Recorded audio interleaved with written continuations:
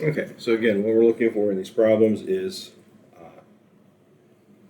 an odd power of sine or cosine where we can strip one off.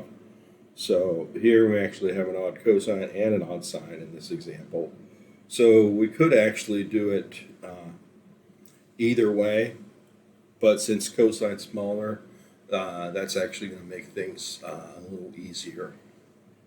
That's actually going to make things a little easier by using cosine. And I'll kind of explain why we would choose to do it with cosine rather than with sine as we're doing it, because it's going to be a little more work with sine. So the first thing I do is I strip off one of my cosines. So that leaves me with a cosine squared, and then a sine to the fifth. And then that one cosine I'm just going to insert with cosine with the dx. Okay, because now I can take that cosine squared and transform that into a sine by doing 1 minus sine squared.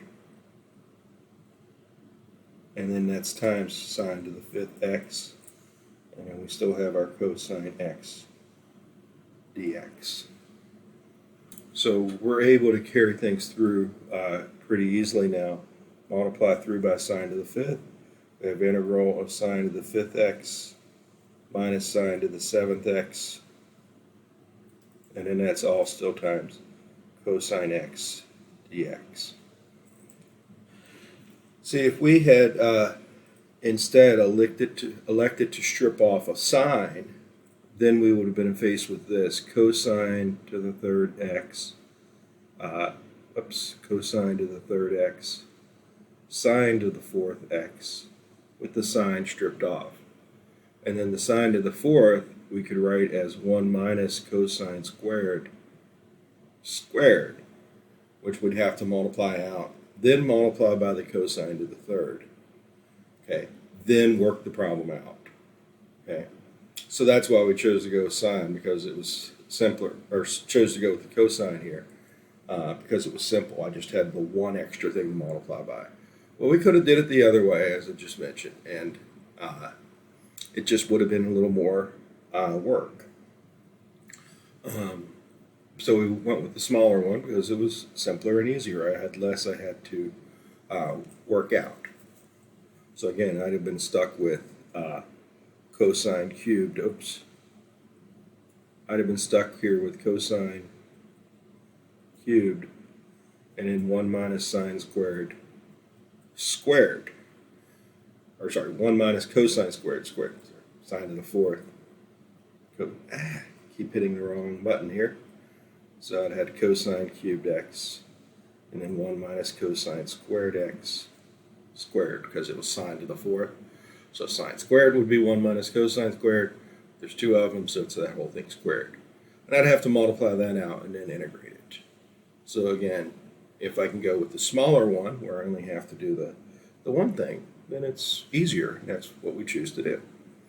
And now at this point, once we have it here, we have that piece stripped off. The reason we did that is so that we can carry our substitution through. Let u just be the sine.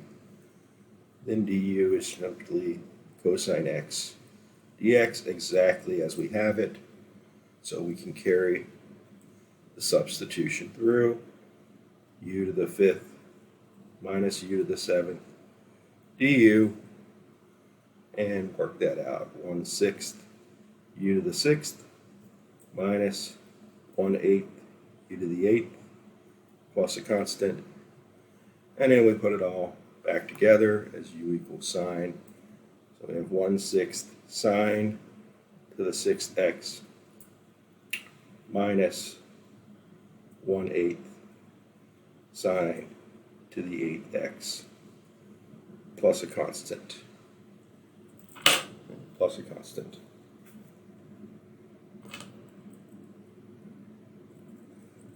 And so now we've worked out our integral.